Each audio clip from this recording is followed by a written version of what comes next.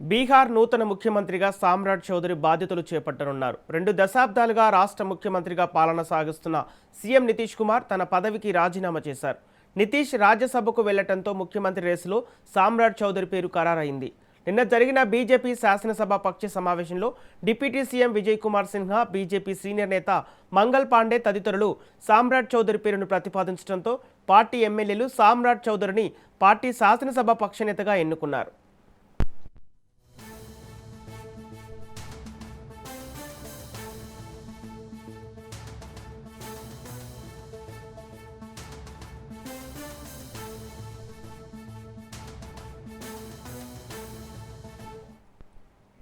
బీహార్ నూతన ముఖ్యమంత్రిగా సామ్రాట్ చౌదరి బాధ్యతలు చేపట్టనున్నారు. 2 దశాబ్దాలుగా రాష్ట్ర ముఖ్యమంత్రిగా పాలన సాగిస్తున్న సీఎం నితీష్ కుమార్ తన పదవికి రాజీనామా చేశారు. నితీష్ రాజ్యసభకు వెళ్లటంతో ముఖ్యమంత్రి రేసులో సామ్రాట్ చౌదరి పేరు ఖరారైంది.